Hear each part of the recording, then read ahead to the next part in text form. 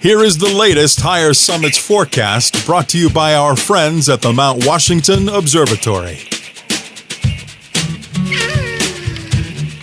Weather above treeline in the White Mountains is often wildly different than at our trailheads. Before you hike, check the Higher Summits forecast at mountwashington.org.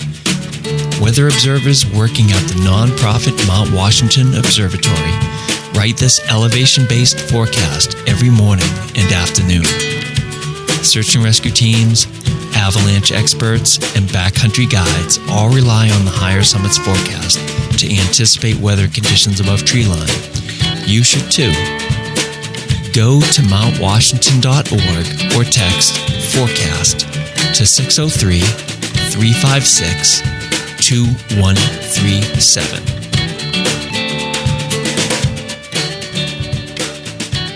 And here's your forecast for Friday, June 14th and Saturday, June 15th, the Mount Washington Road Race weekend.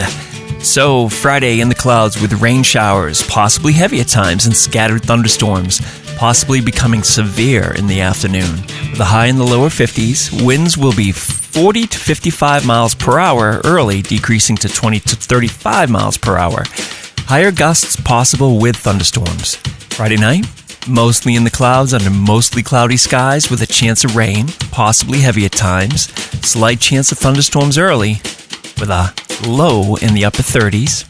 Winds will be west, shifting northwest at 15 to 30 miles per hour, decreasing to 15 to 20 miles per hour, or 25 miles per hour, Wind chill will be falling to 20 to 30 above. And then Saturday, in and out of the clouds early and trending towards clearing. Slight chance of showers early with a low in the 40s. Winds will be northwest at 15 to 30 miles per hour and wind chill rising to 25 to 35 above. It's going to be a great day for the race. And remember, there's only one hill.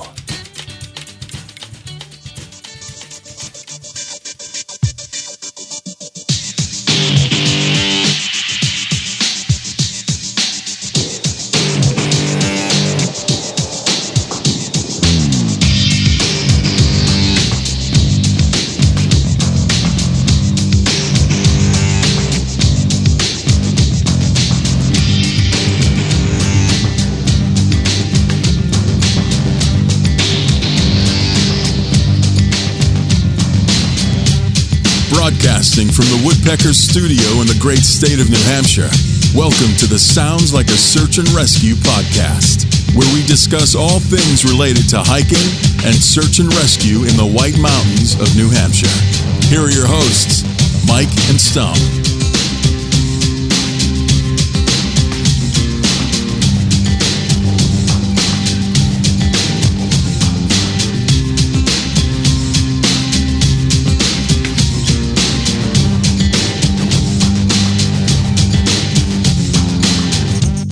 And we're doing it live, Stomp. Episode 156. How you been? Pretty good. Just loving the heat. I think summer's finally making an appearance here. Yeah, a little toasty. Yeah. With the air conditioning rolling in the Woodpecker Studio South. Yeah, you guys are always hotter than up here. I mean, right now we're rolling at about probably low 80s. Yeah, I'm in the basement right now, so it's not bad. But I'm looking at the weather for the weekend, and it looks like Saturday and Sunday are going to be excellent weather for getting out. So hopefully the listeners are all planning their hikes for the weekend. Yeah, it's going to be mint. No rain in the forecast, maybe a little bit Friday night into early morning hours, but that's about it. That is it, Stomp. So excited. All right, it's been a busy week, but we are energized and ready to get rolling here. Do you drinking a beer tonight? I do. I haven't opened it with my teeth yet. So please, God, don't. We had a huge long conversation about you and opening beer with your teeth on the trail this week. Yes. It's crazy. And we'll talk about that in a minute. But welcome to episode 156 of the Sounds Like a Search and Rescue podcast. This week, a recap of the 48 Peaks Alzheimer's event at Reklis and the associated hike that we took up Galehead Mountain. Plus, Plus, we are joined by our friend Kristina Folcik. She's back to discuss endurance coaching and training for those of you that may be looking to take your fitness, trail running, hiking, or general wellness to another level. If you're looking for a coach, you need a little bit of accountability, she is available. So we're going to talk to her for a little bit. Plus, we have some White Mountain history. I picked up a story of the famous writer Henry David Thoreau and his misadventures on Mount Washington in the 1800s. I think it was like 1859, 1860, something like that. So it includes him starting a forest fire, getting lost in the fog, and injuring his ankle, requiring like a 3-day rest in Huntington before being able to hike out of, actually Tuckerman. It was Tuckerman Ravine. Plus, we've got the Mount Washington road races this weekend. We've got a story about Narcan for fish and game officers, a little bit of hydration advice on the trail. We've got dad jokes. We got stickers. We got search and rescue news, including 2 rescues on Monadnock, a rescue on Jennings Peak, one on Falling Waters, and then we had a rescue on Kearsarge North. So a lot going on. It's prime time for search and rescue. So I'm Mike. And I'm Stomp. Let's get started.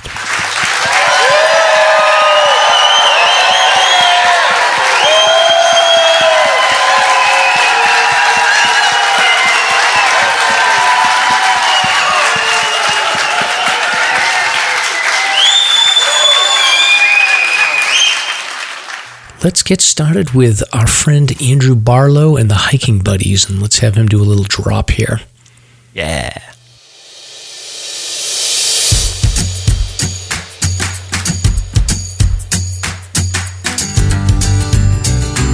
This is Ben Pease from Hiking Buddies. We are a 501c3 nonprofit committed to reducing avoidable tragedies through education, impactful projects, and fostering a community of support. You can find out more at hikingbuddies.org. We wanted to say thank you to those who have supported our mission, and most importantly, say thanks to those who speak up, who ask questions, and who are willing to provide guidance and assistance on the trails when needed. You embody what it means to be a hiking buddy. And now, for all my newer hikers out there, here's this episode's Hiking Buddies Quick Tip.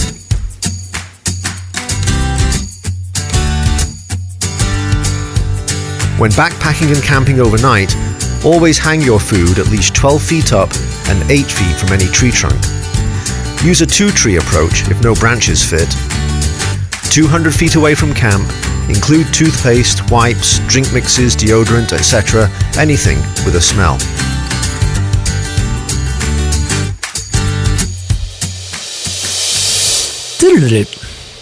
Boop, boop, they just keep on coming. Those tips. They're great. Excellent. I love them. Yep. Very good. And now, Stomp, I guess we just get right into the recap for the weekend. So we had the Alzheimer's group did their event at Reklis. So this is 48 Peaks, the longest day. So in conjunction with the Reklis event, there was also a number of groups that went out and hiked. I went to Galehead, but I drove by Garfield, and there was a whole crew of folks that familiar faces getting up Garfield, and then there was people that had went up Wildcat and some other peaks as well. So it was a good day to get out. So I'm assuming if anyone was hiking last weekend, they saw a bunch of purple shirts. Right. And how about rain? Did you see any rain? It was, sorry, I'm still dealing with this upper respiratory thing, so I'll be coughing a little bit, but it was a little bit off and on. So we had like 2 or 3 periods of like heavy rain that came in, but it didn't last more than 5 minutes. And then every time it rained, it was like followed by clearing. So it was like one of those days where it was like, okay, 5-10 minutes of rain, then it's like misting, and then you're dealing with dripping off trees, and then the sun came out. So it was like a weird warm. day. Yeah, and it was warm, yeah. Yeah, so it made it sort of enjoyable for the most part. Yeah, you know what I did? I actually, for the first time ever, is I brought an umbrella, and I exclusively used an umbrella, and it was actually it worked perfect. Yeah, that's catching on. I think more people are doing that for certain occasions. I mean, it makes more sense to me because, and I didn't deal with too much sweat, but I think if I had put my raincoat on, it was warm enough where, I would have started sweating on the inside. And it was warm enough where I had a T-shirt on, and then I had the umbrella. And you just have to kind of hold the umbrella, like tilt it over your head, so that you're covering up your backpack, and then it worked fine for me. And there was plenty of room on the trail. It wasn't like Galehead's a pretty wide trail, I guess, or it's wide enough. So yeah, I had no problem. Yeah. It wasn't uncomfortable holding my umbrella, and I just had my hiking poles in my other hand. And I'm definitely going to bring an umbrella from now on. Yeah, that's great. Yeah, I've done that a couple times, and it really came in handy. Did your boots get soaked or no? No, nothing. No, I had trail runners. I mean, they were wet because I was walking in the mud, but no problem. I think what I've read online is I guess the correct way to do it, or the way that's dialed in, is to get an umbrella and then get a rain kilt. A rain kilt. A rain kilt, which is like it's not basically a poncho? like a plastic skirt to go around just your waist, and then that way it keeps like your lower body dry too. Oh wow, never heard of that. Yeah, and it lets the airflow in because it's a skirt basically. Yeah. Can you send me pictures when you get one of these? I'd like to see. Yeah. I saw a video of a guy that had this set up, but I don't think I'm ready to commit to the rain kilt yet. But the umbrella was like just I don't know. My wife's, she keeps it in the back of her car as an extra umbrella. It was just one of those small. I think we got it at Kohl's or something. So it's not like we did an ultralight. It was just like a. Yeah, it'll come in handy for the Highland Games, laddie. Yes, right. The kilt. The kilt here. All right. So, so we got up Galehead. There was a group of like 12 of us. And the craziest thing was this Dave Shits in the Woods guy was there. The legend, the one and only? Yeah. And we, the first time I met him in person, I've talked to him a bunch of times, but super great, super nice guy. The whole crew was fantastic. Yeah. So, he was the original tooth beer opener. That's why he only has one tooth. I mean, when you meet him in person, he has one tooth. It's unfortunate, but it's all right. You get used to it. Yeah, no, he was imitating you on the on the hike. He was just basically recreating what you had done. But yeah, what a great crew. I mean, shout out to everybody. I mean, Eric Todd Sweet was in our group. First time I've hiked with Eric, and he's such a great guy. Julie was there, Jakester's wife. Shout out to Paul, because Paul, he killed it on the fundraising for the team. I think he raised himself over $8,000. So amazing. Wow. And then Nobby Hikes was there. Nobby and Paul and Nobby have both lost family members recently, dealing with Alzheimer's. So it's been, it was really touching to hear them talk about their stories. And it was just overall great. And I was able to get out with my daughter and her boyfriend Devin, so shout out to them as well. But great crowd. Nick joined us as well. So it was just a great crew. Yeah, that's awesome. And the event was fun. Yeah, the event was fun. Well attended. What did you think? I mean, you were killing it on the DJ side. It was cool. I mean, it was weird weather though, so it sort of forced people inside. Yeah. But yeah, it was all good. I had a great time. I had my favorite time. You had left at this point, but we all sat around a table and we were taking turns one after another selecting songs. So I was pumping tunes via my phone through my PA. Oh, nice. We did that for an hour and a half. It was so much fun. It was great. Oh, that's fantastic. It was just nice reconnecting with everybody and having a beer or two. Yeah, and Reklis is so great. I can't shout their praises any louder than they're just amazing. Oh yeah, they're super gracious. Yeah, and the food's great. The facilities are great. They added a new deck off in the back, so it's fantastic. Yeah. It reminds me of Rivendell. You have all these wooden platforms. Actually, no, Lothlorien. I'm going to geek out on you for a minute, but wooden platforms in this beautiful forest elevated above the ground. Yeah, it's awesome. Yeah. But I just people, if you're out there hiking anywhere in that Twin Mountain area or over into the Pinkham Notch. I mean, Reklis is a 5-minute ride from there, 10-minute ride. So it's definitely over there. You know what? We left a little bit early, and I do apologize for that, but I had to get home. But we went over to that secret ice cream store next door and grabbed ice cream on the way out. And that place is fantastic too. Now, where is this? It's like three houses down. Okay. Towards Bethlehem Notch. And it's called this, I think, the Secret Ice Cream. So Mike Masel had talked about it when he was on. Matter of fact, when we got to Galehead Hut, Mike was there with a crew of people that had that were doing a Pemi loop, and we ran into them. So I was able to say hi to him as well.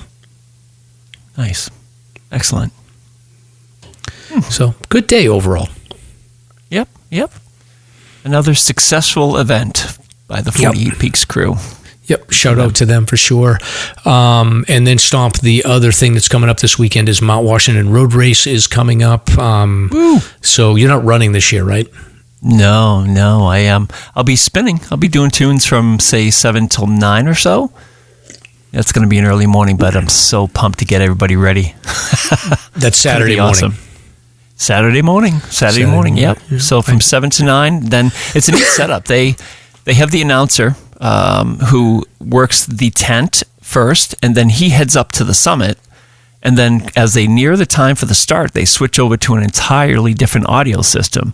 But I think I'll be in that big tent to start from, say, 7-ish to 9-ish before the start. I'm so pumped. This is like what I've trained for all my life. All right, yeah, this is like the premier event. I wish I could stop by, but I'm going to be swinging over to, I'm going to be hiking, I think Saturday morning with my daughter. I think I'm going to be over by Appalachia, but depending on what time we leave, I may swing by and like try to say hi quickly if I can park maybe across the street and then run over, but we'll see. Yeah, who knows? Yeah, my folks are coming, Mrs. Stomp's coming, and then we're probably just going to, I don't know. It's going to be a fun weekend. We're thinking about doing like Liberty on Sunday, depending, or maybe a floating time. Yeah. Maybe ready to break out the tubes here. So very good. Good luck to the runners. Yeah, good luck to the runners from Mount Washington. And then the following weekend is race the Cog, correct? Oh yeah, another great one. So a lot of the top tier runners that run in the Mount Washington just by default do that race as well, and that is a great time. Runners run up the Cog, which is roughly 3 miles to the summit, and they literally race the Cog, and that's a great time. So it'll be a similar format. I'll be there doing the music for that as well. It's a really high energy event. So yeah, 2 great weekends in a row. Yeah, look at you. You got all these gigs, and I'm probably going to swing by the Race the Cog. I'll probably hang out with you there because I think I'm going to be around. I'm going to Puerto Rico, I think the week after, but we should be up that other weekend, so I'll definitely hang with you for Race the Cog. Yeah, you got to see it. There's nothing like it when the Cog blasts its whistle for the start. That's how they start the race. So hopefully we'll see our good friend Andy Boreal, badass, there too. Yeah, the yard master there. So, but yeah, it's going to be a great few weeks. So, looking forward to it. Very good. So, Stomp is going to be out there DJing. If you want to go see him, check out the Mount Washington Road Race or Race the Cog.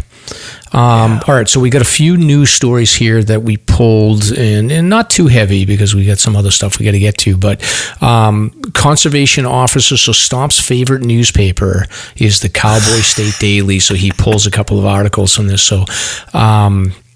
He pulled an article about the amount of fentanyl that's in Wyoming, which is a shame. Like at this point, we've gone from like the oxy issue, and now it seems like we've jumped right into fentanyl, and it doesn't seem like, there was a little bit of a lull for a couple of years, but now it seems like there's not much of a lull, and it seems like there's not much that's being done to like really limit this fentanyl issue.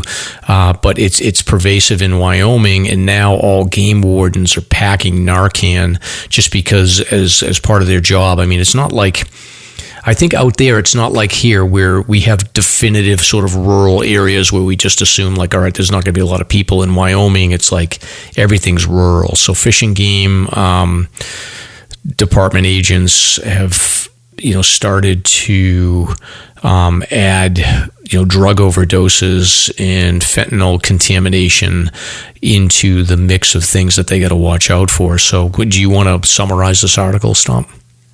Yeah, I mean, it's gotten to the point that Wyoming and I believe Montana as well, the Fish and Game Department's conservation officers are carrying Narcan just as a safety precaution for themselves because, as you know, the drug is so potent that if it gets on you, it can do a significant amount of damage to you personally. So they're carrying it as policy, and it's interesting.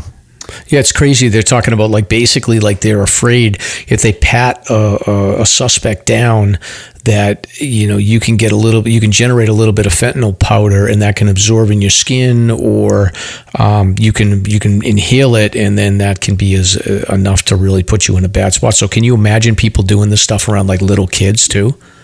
Oh yeah, absolutely. So I did some research, not a deep dive on it, but AI spit back that Fish and Game here in New Hampshire do not have a policy as far as I could find regarding that. Who knows?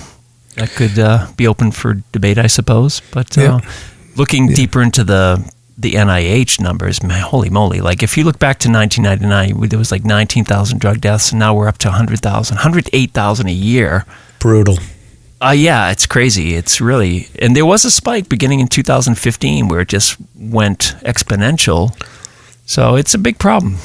Yeah. I see some videos sometimes, especially out in the West Coast. I think that they've been a little bit more lenient on the homeless population out there. And obviously, it's a balancing act. You don't want to put people in jail unnecessarily, but also if you give them free run, then, things get out of control. So we'll keep an eye on it. I know that, parts of Massachusetts, New Hampshire, Maine, Vermont have always had some issues with different drug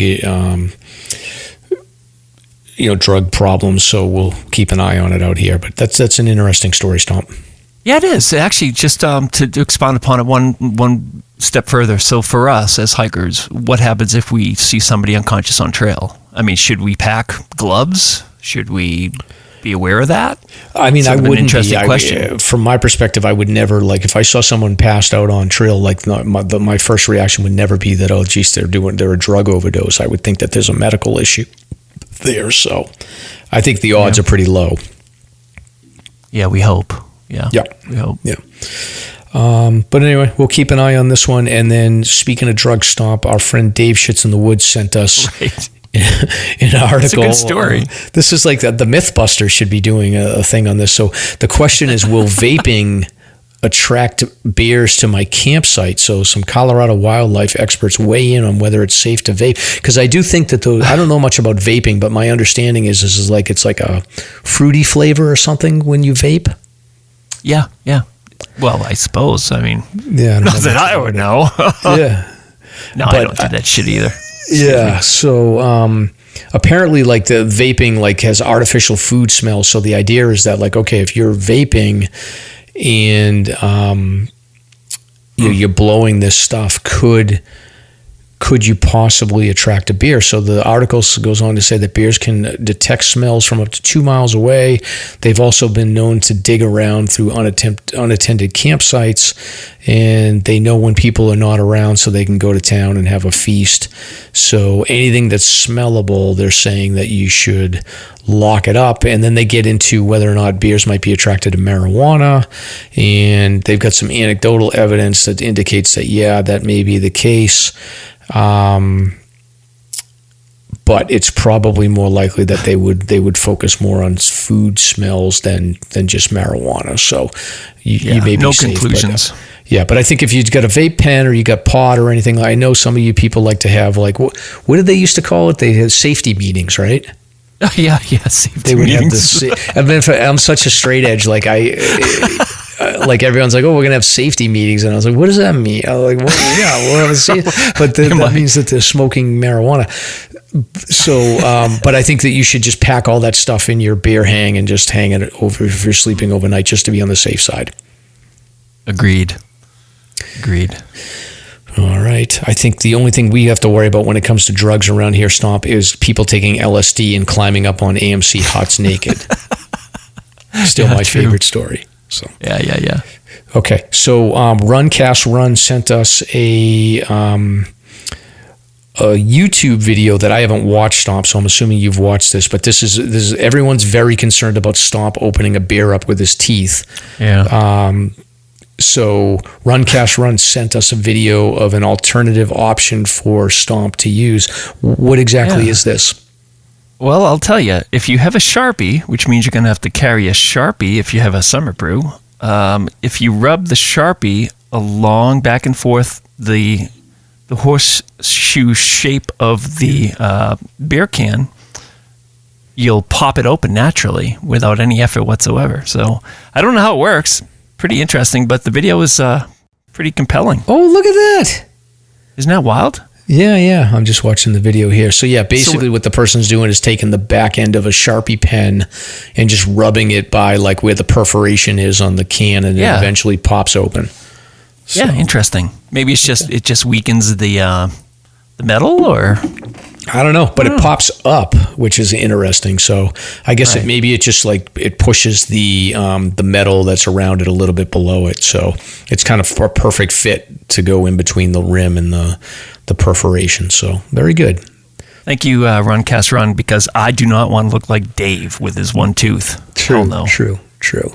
So, and then just thinking about the whole topic of beer, I just wanted to remind people, because it's getting warm out, if you are going to bring a can of beer with you on your hikes and you wanted to go to the summit, because I did have a beer on the hike and I didn't have my setup correct, but what I recommend is a 3-liter water bladder.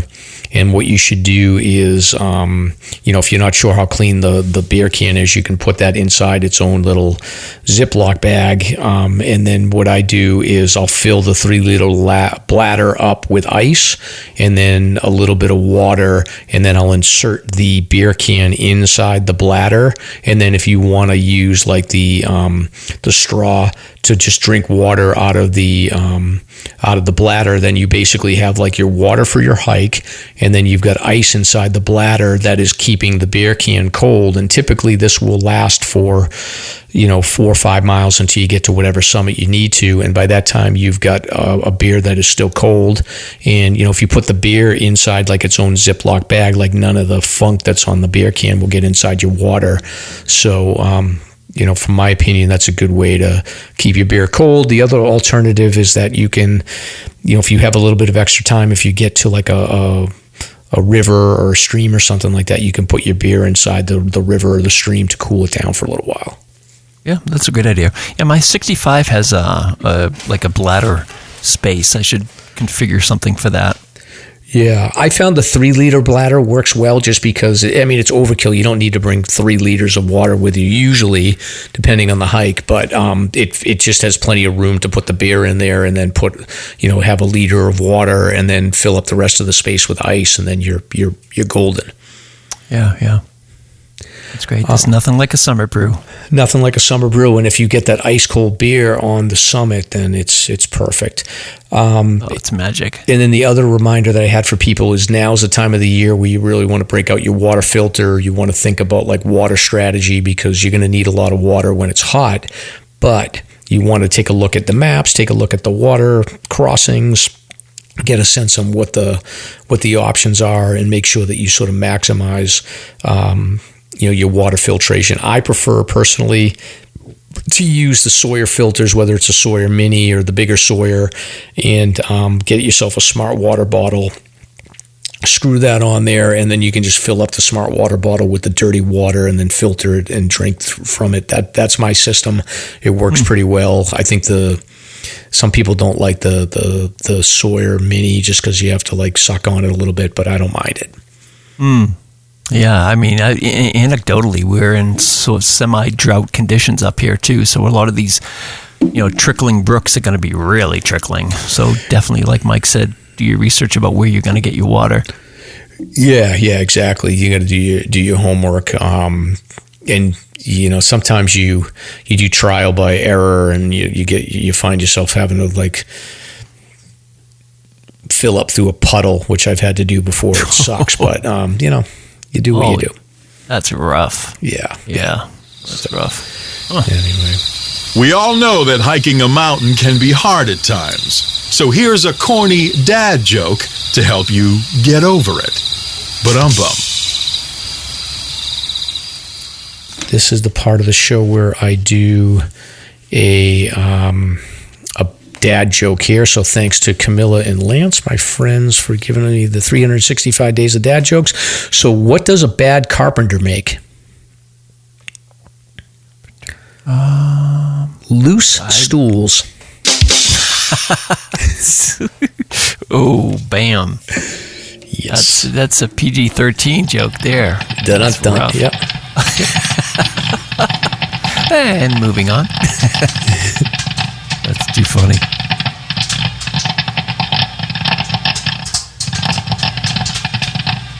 Hey, what's that sound?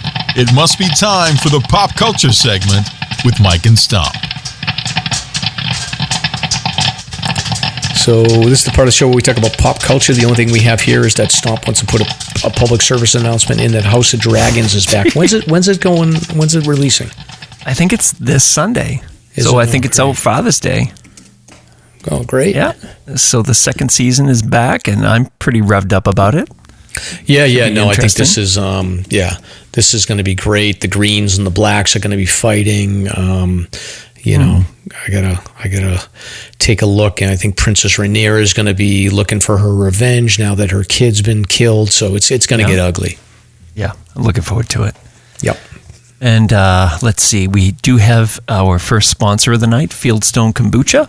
Fieldstone Kombucha is New England's premier craft kombucha company. If you're in the heart of New England, you need to drink a New England-style kombucha, softer, less acidic, and truly enjoyable.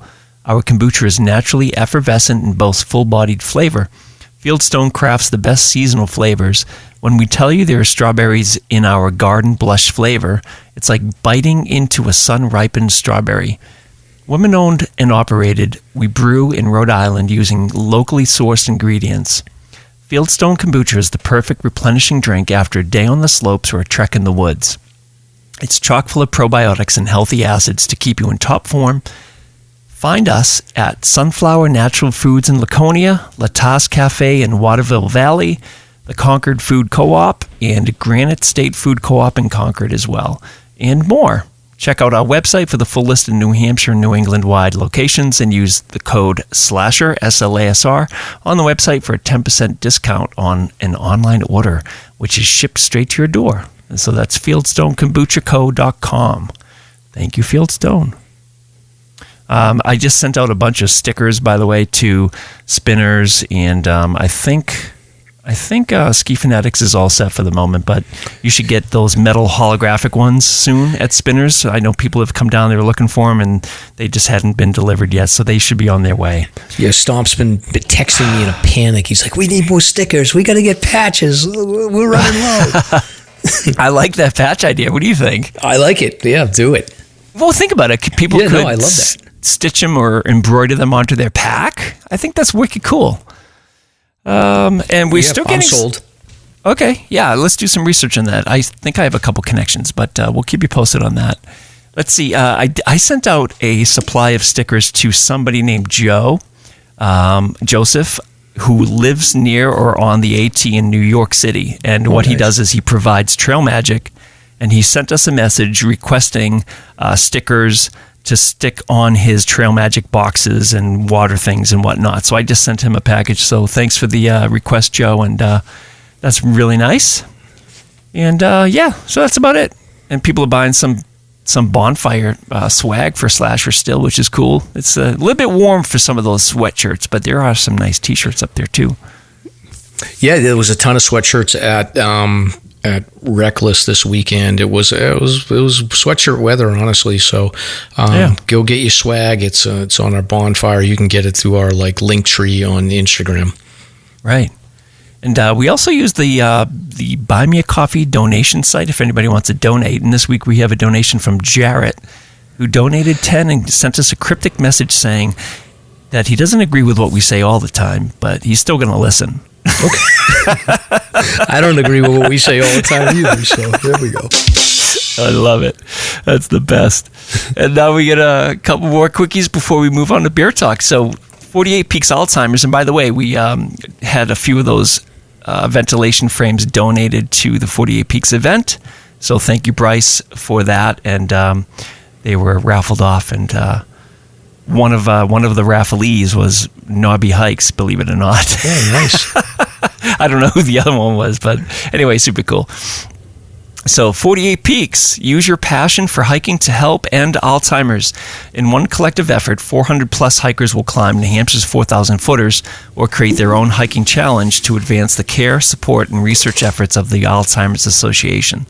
Hike anytime this summer and help turn the White Mountains purple to end Alzheimer's. No fundraising minimums required, but you can unlock fun prizes as you fundraise.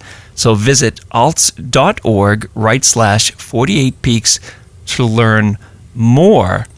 And just briefly, a plug for CS Coffee. Ian was kind enough to send us some compostable packets from CS Coffee, Mike. So I'm going to save a bunch for you. Oh, that's great. You can, listeners, stay tuned for a review. But we're sponsored by CS Coffee. They make instant coffee, eco-friendly instant coffee, and it's perfect for anybody who loves the outdoors as much as we do. It's great for backpacking, day hiking, camping, and even at home. Learn more and get in touch at www.csinstant.coffee or email them at info@csinstant.coffee. Yeah, cool. They're super small. They look like small little tea bags full of coffee. Right. And you just add hot water and boom, you're ready to go. Sounds perfect. Yeah.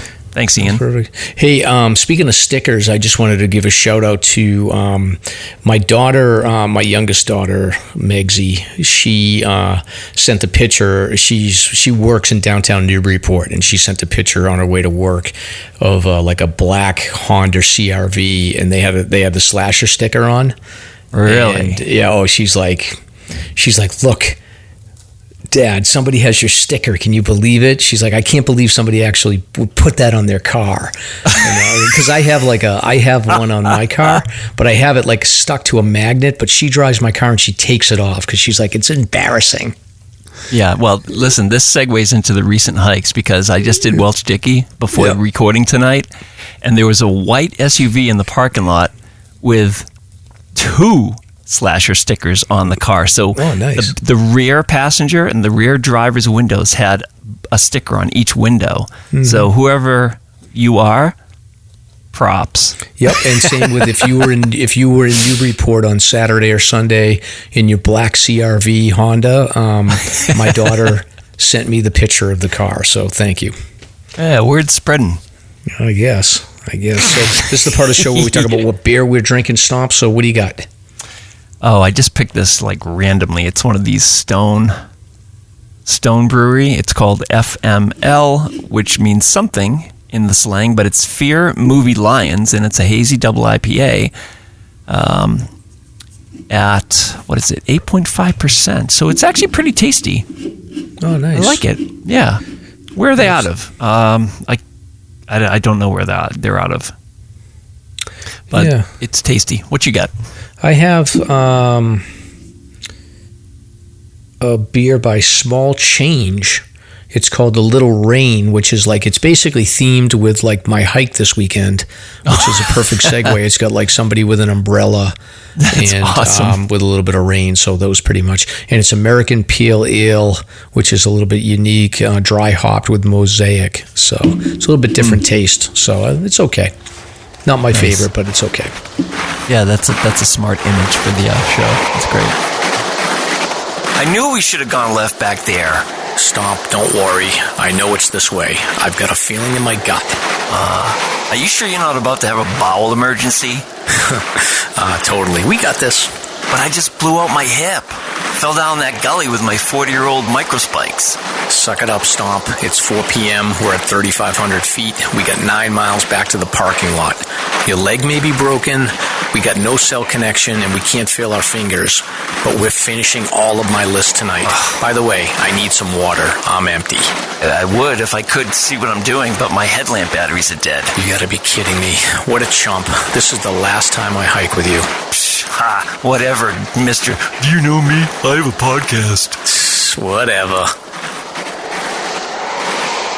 Let's find out what Mike and Stomp have been hiking. Stomp, I already talked a little bit about Galehead, but I'll just like summarize it essentially. Like we did an out and back from Gale River Trail, I think is what it's called. So really great hike. It is probably, I would say, like super gentle elevation for the first like 2.5 to 3 miles, and then you've got like a little bit of a like a bit of a climb to to get up to the hut, maybe about 1,000 feet climb to get up to the hut, and then after that you can take a little break, chill out on the porch of the hut, and then you've got the final probably 300-400 foot climb up to the summit. I think when we did it, Stomp, you and Alvaro sat and ate or drank lemonade and whoopie pies while I had to go tag the summit. And that's right. Yeah, which was nice. But I went up because my daughter and her boyfriend were grabbing it, and I was like, well, I guess I'm gridding now. So I went up and grabbed it, and I left Dave Shits in the Woods and a few other people to watch my backpack, which was a fatal mistake, Stomp. What happened? Because you cannot trust this guy, Dave Shits in the Woods. I go and I like pick up my backpack, and I was like, oh geez, because I had no water, so I put water in my water bottle things, and I was like, oh wow, the water's really weighing this thing down. It didn't hit me, and then I had to go back in the hut to go to the bathroom. Then I come back out and I pick it up again, and then it hit me. It hit me because nothing can get past me. Those bastards put rocks in my backpack. And so I opened up my backpack, and there was 2 big giant rocks in there.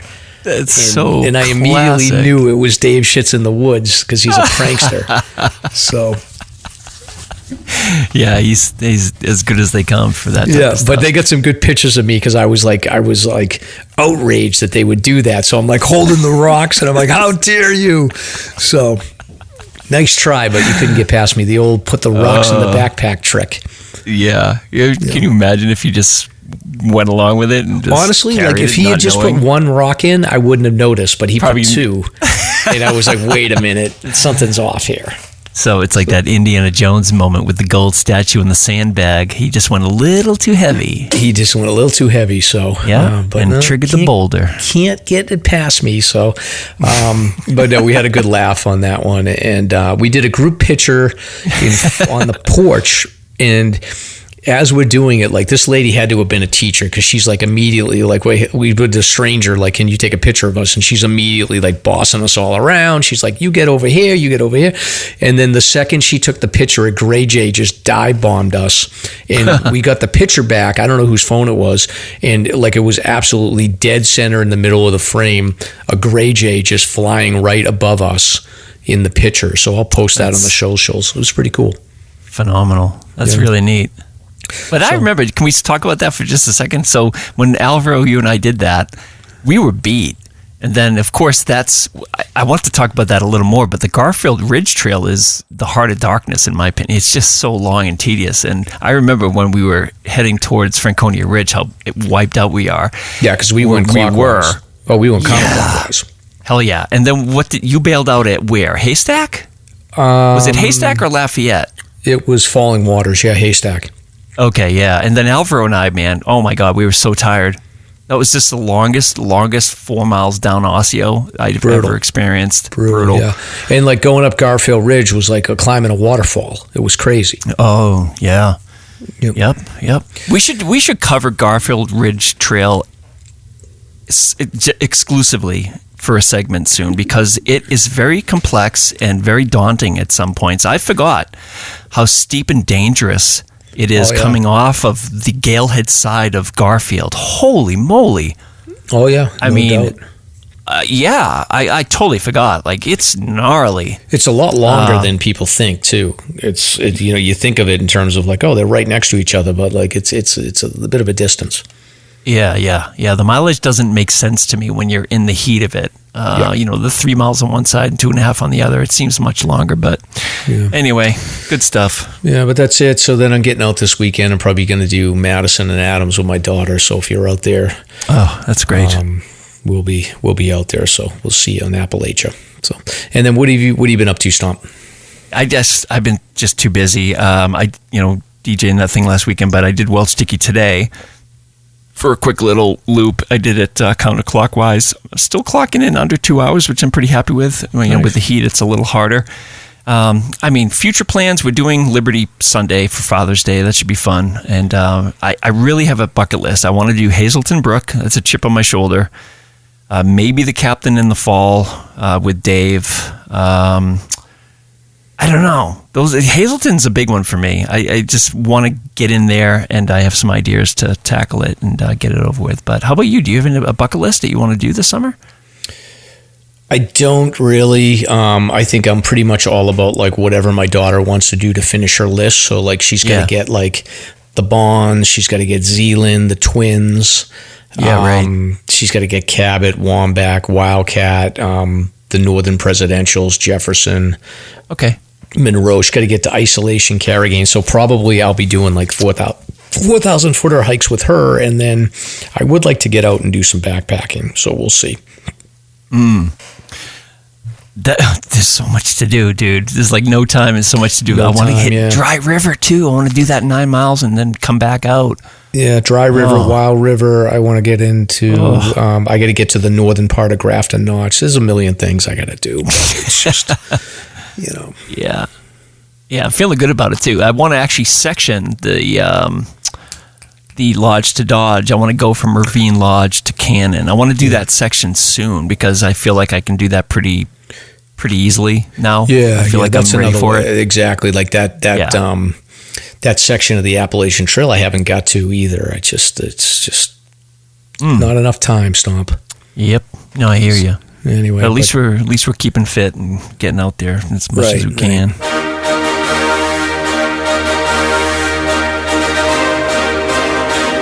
It's time for Slasher's Notable Hike of the Week. If you want to be considered for the Hike of the Week, simply tag Slasher on your social media post. All right, so this is the part of the show where we do notable hikes, Stomp. Yeah, let's go. So we got a bunch of tags for people that wanted to tell us about their adventures. We start with Kathy, who had an attempt of Mount Jackson on a prior occasion with Andrew Barlow, the posh voice that we hear doing the Hiking Buddies spot, and then finally completed the same hike with Andrew, Seth, and Liz. So congrats. Very good, very good. If first you don't succeed, get back out there. Yes. Segur TJ, Osceolas for 38 and 39. Yeah, Tim is like, he's banging these out too, because I saw him over the winter on Adams, and he's getting close. So keep going, Tim. Mm-hmm. And then we have Lawrence Sampson, 54, who did Mount Stinson, which is off of, it's in the Rumney location. Mm-hmm. That's a great little hike. Brady Girl 1 hiked up Zealand and the Twins. And now we have a new name. It's not familiar to me. It's Folkstar. Kilkenny Ridge, tagging Weeks, Middle Weeks, Terrace, and Cabot. And then we have Rhonda Willette, Spring Finish via Wild River, Rainbow Trail, Wildcat River, and Bog Brook. Awesome. And Rhonda's going to be joining us as a guest in a couple of weeks. Oh, good. Yeah, that's great. Let's see. Liz Fay, Castle Mountain, West Peak, and then also did Downing and Rattlesnake and Rumney. And Rattlesnake and Rumney is not the rattlesnake that we know over in the Squams. It's a whole different rattlesnake. So let's see. Moving on, we have Carrie Burrell doing a single-day Prezi northbound, I think, based upon the pictures. I'm not 100% sure. Nice work. Littlefoot comes in with a sandwich traverse from Pine Bend Brook over the Tri-Pyramids, Sleepers, Whiteface, past Conaway, taking them at 11 hours, 16 miles, and 5,100 feet of elevation. Wow. So Littlefoot is out there crushing it, as usual. A Folsom, up Jewel to Clay, and then Mount Washington Summit for sunset. That's a nice hike. Yeah, that is. I mean, yeah, it's sort of a long way out in the dark, but hey, it's a beautiful sunset.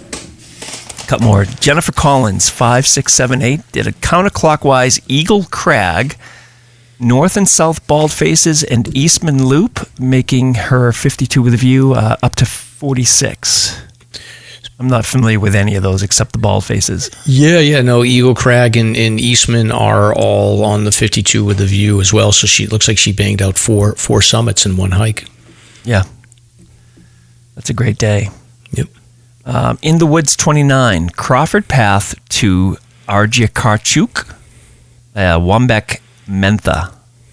So Argyakachuk is obviously the Native American name for Mount Washington, so that's great work there. And I apologize. Matter of fact, I was when me and Jake were on the auto road, I was like spotting Argyakachuk Crag, which is like a sub summit that's like right below. It's sort of like on that, when it flattens out a little bit, like mile 6.5 or 7.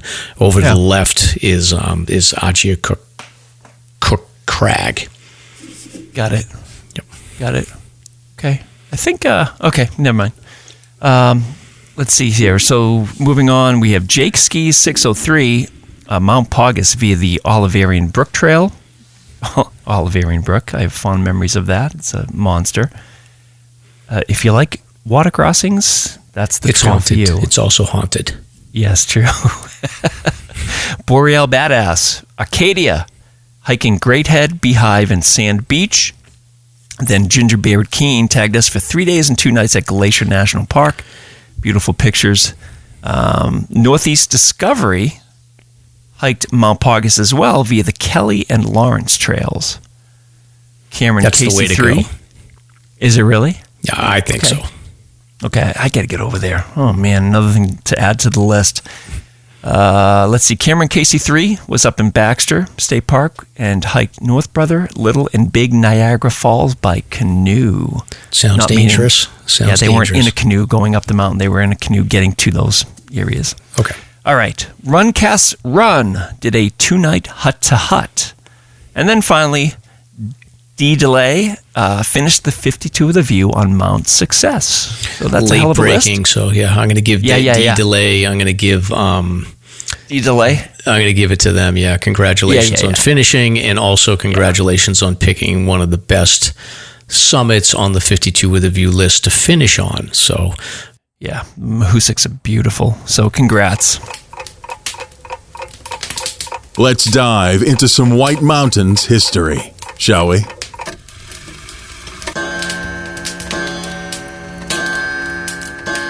All right, Stomp. So this is the part of the show where we do a little bit of White Mountain history. So what do you know about Henry David Thoreau? Henry David Thoreau, with the author? Yeah. This is the guy that lived on Walden Pond and all that stuff. Oh, yeah. Yeah, I've read a lot of those books. Yeah. I've seen the pond when I was a masshole. So yeah, do tell. So this guy, he was basically an American naturalist, an essayist, a poet, and a philosopher. And he was a leading member of what's called the Transcendentalists. So there was another guy named Ralph Waldo Emerson that was like a leading Transcendentalist. So they had a core belief that it is in the inherent goodness of people and nature. And while societies and their institutions corrupt the purity of the individual, people are at their best when they're truly self-reliant and independent. So Transcendentalists saw divine experience inherent in the everyday rather than believing in any distant view of heaven. So basically they're like, live for today. Humans are generally good. They get corrupted when they're involved in like larger society. So Thoreau was most well known for his writing, specifically Walden, which was a chronicle of the 2+ years that he spent in a small 10 by 15 cabin near Walden Pond in Concord, Mass. Now, back in these days, in the mid 1800s, Concord was considered sort of like the wilderness. So he had set up property. He was on property that was owned by another well-known transcendentalist who I talked about, Ralph Waldo Emerson. And then Thoreau is like, he's familiar, I think, as an archetype to many hikers. So the sort of idea that we've touched on, Stomp, a few times with different cases where people yearn to sort of like just get rid of the trappings of civilization and go back into a state where they survive within nature.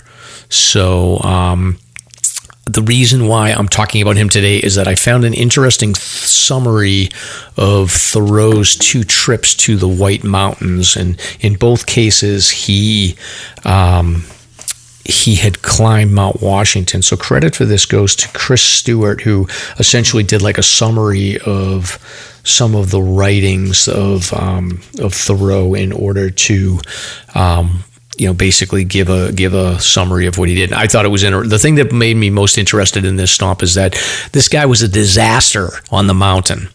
As much as he had like the street cred to be like this naturalist and stuff, he's total train wreck. So that's hilarious. Yeah. So I'm giving away the plot a little bit here, but essentially, so Thoreau first visited the White Mountains in 1839 with his brother, and this trip was pretty solid. I gotta give him some credit. So basically, what they did is they paddled up from Concord up the Merrimack River and then to the Pemigewasset River to the source. So they were looking to upriver. Yeah. He just got a little street cred back, in my opinion. Yeah. So he was basically paddling up the river, and he essentially made it to Pinkham Notch, and they were able to climb up Crawford Notch. He really didn't. He wrote a book about this called "The Week on the Concord and Merrimack River," but he really didn't give a lot of reference to the climb. Basically, it was like a cloudy day. They went up the Crawford Path, and he didn't really talk much about it. So. But fast forward 20 years later, Thoreau had developed a larger interest in botany and had decided he was going to visit the region again with a friend named Edward Hoare, and his goal was to collect like wildflowers in the Alpine Garden. So prior to the trip, Thoreau, he seems like a bit of a curmudgeon-y type of guy, to be honest with you. He had been locked in a disagreement with one of his magazine publishers over an edit to one of his stories that he had insisted he didn't want to happen. They edited it anyway, and he had been arguing with them, so the magazine was sitting on his payments, and Thoreau actually wasn't making a lot of money selling writings. He didn't become popular until after his death. So as he was heading to New Hampshire, he was under some financial stress, and he relied on Edward Hoare to fund the entirety of the trip. Hoare was able to acquire some horses for the ride up, and Thoreau was generally like in a stress mood in the early stages of the trip. So they set off on July 1st, 1859 to leave the Concord area and head up to the White Mountains with a goal of getting to Pinkham Notch to climb Mount Washington. So I can't believe that just in and of itself. Right? It's crazy. Like you think about they're taking a horse up there.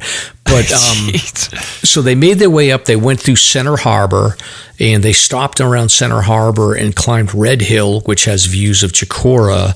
And then the next day, our fire tower. That's the fire tower I do all the time with Mrs. Stomp. Yeah, exactly. So they got views of Chicora from there, and then I guess the next day or two, they made their way through Tamworth and North Conway and Jackson to get up to Pinkham Notch. And upon arrival, they stayed at the Glen House. Now, Thoreau generally disliked these sort of luxurious grand hotels, but Hoare had arranged, he's like, we really don't have any other options here, and he had arranged for them to meet a guide by the name of Wentworth that was going to take Thoreau and Hoare up to the summit via the basically half-built road that goes to the summit. So they had chosen to take the carriage road, and this apparently put Thoreau in a foul mood because he had no love of like these man-made trails. So that was one of the things I think that Hoare made a mistake about. But anyway, they made their way up. They went about 4,000 feet. They got to the halfway house and stayed there overnight. But by the next morning, I think Thoreau was basically done with these other two that he was with. He decided to head up on his own to the summit. His timing was better because he got a little bit of a view, but it very quickly sort of started rolling in fog.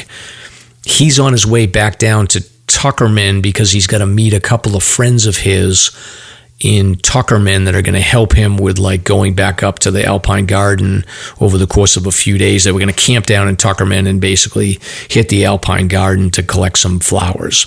So after he summits, he tells Hoare and Wentworth, I'm going to head down. Wentworth is like, dude, you better wait for me because you don't know where you're going. Thoreau ends up like heading down. He's got a bearing on a compass apparently, but it's all foggy. So he gets turned around.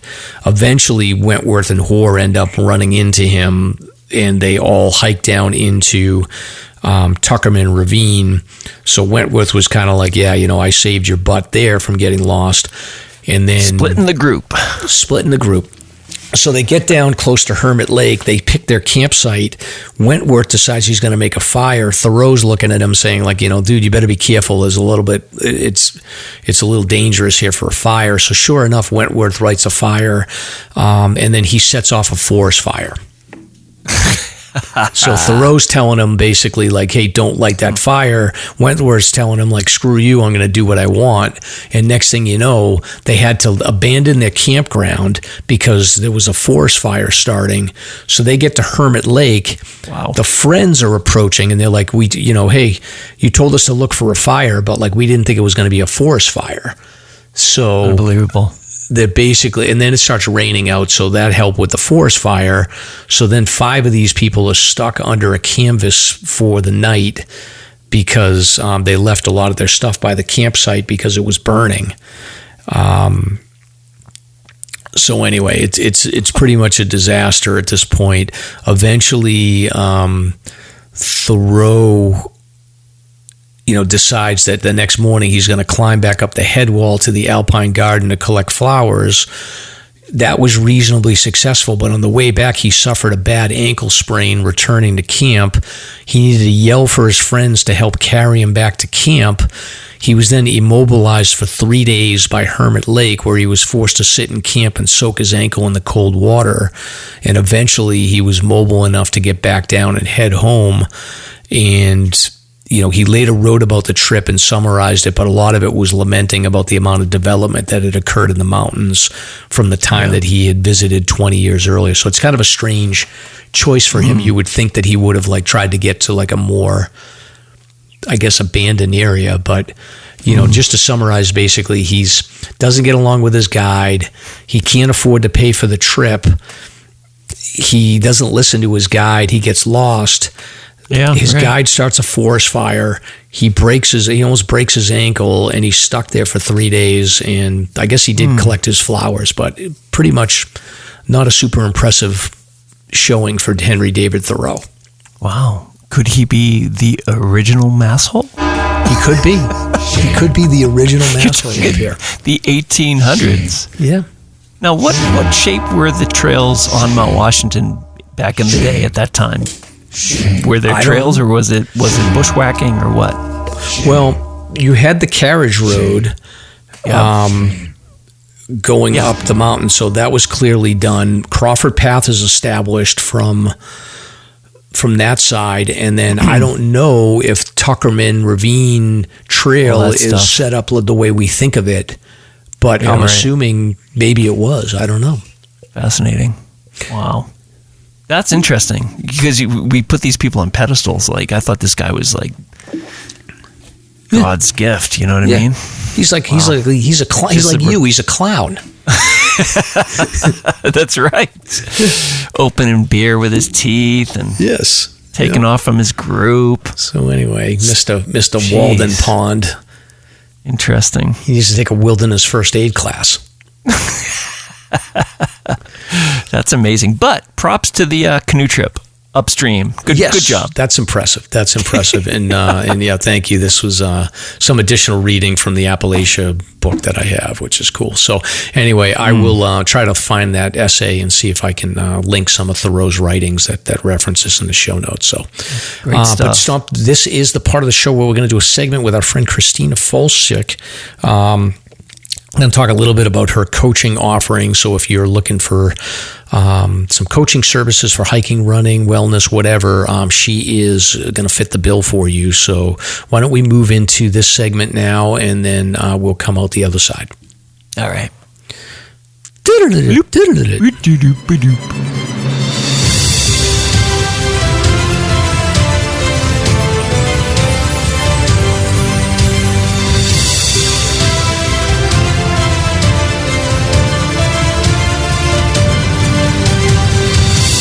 It's time for Slasher's Guest of the Week. Very cool, very cool.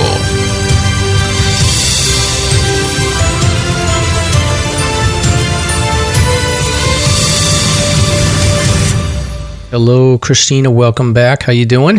Good. How are you? Welcome. Good. Are you? Have you absorbed that New England glow back into yourself, being back in the Northeast? Oh man, I'm like totally loving the rugged terrain again. Oh, yeah. I'm gonna miss it, but I'm not. But I'm gonna miss it. You like the canopy, the trees over your head. But then you get above tree line and you're like, wow, every time. Yeah. Have you been anywhere cool recently? Just Mount Washington a bunch. The goal is a bunch of those before we leave. Yeah. Do you what direction do you typically go up Mount Washington? We've been doing Lion's Head. It's a beauty. And we love Tux, and we love the Alpine Garden. Yeah, that whole side is great. What's your favorite? My favorite, honestly, lately has been, like, I like going up the auto road, so I'm a little weird, but regardless, like, I like going down Boot Spur for whatever reason. I just like, I've been like going down Boot Spur and then hitting like those, like you got to hop on rocks because you don't want to step on like the rock vegetation, hopper. but like you can, so you can, exactly, but you can get to like these outlooks where you can like look straight into Tuckerman, and I feel like that's just a cool view. And you're above tree line for so long, and that descent coming off of Boot Spur is just mind blowing every time. Yeah. It changes. Like in the winter, I like Amanuensis, but it's just the whole area is just fantastic. Yeah. But anyway, welcome back, and I'm glad that you're getting up on Mount Washington a lot. Now, are you doing more trail running, or are you doing more hiking when you get out? Trail running. Trail running. Okay. Yeah. Excellent. So, but I mean, really, it's hiking, trail running in the White Mountains. Yeah, exactly. It's like if you can get a couple of 100 feet worth of a real run, then you're doing good. You can call it a run. Yes, exactly. But we wanted to welcome you back, and you've had a little bit of change. So, Kristina, we've had you on the show a few times now, and for the listeners that are familiar with you. Or not familiar with you, just quick background, and you can fill in the gaps here. But so used to be rock hopper racing and White Mountain endurance, and then you basically been responsible for creating and promoting and running a number of different races trail running races throughout the White Mountains. You've since partnered with Aravaipa, and then what's the latest update? So you mostly transitioned away from that, and then you're moving into coaching. Yeah, so we have decided we want to have more flexibility, and we're moving out west. So doesn't mean I can't coach New England athletes, and I still want to be a part of this area. And we are still doing some behind the scenes help with Aravaipa. Yeah. But we decided we wanted to try something new. And we might be back, we might not. And walking away from race directing, which was basically every single day you're working, I have a lot more time to take on more athletes and do some different things with my coaching, one of which is I've been starting to help people with hiking goals. And, an endurance coach doesn't just mean triathlons and ultra running and things like that. It also is hiking, and that's part of an endurance sport. And then the personal training I do with mostly senior citizens, but I do online personal training as well, which has been going really well. Awesome. So as far as the coaching goes, so it sounds like there's the ultra running, I'm assuming, general wellness. It sounds like with some of the older clients that you work with. Can you talk a little bit about sort of the benefits of coaching, and then who might be a good candidate to work with you? Pretty much anybody that wants to make a life change, improve their overall health and well-being. My goal is to help people think about, we're all going to get old someday, unfortunately. I like to call it more experience at life, but we're going to get old.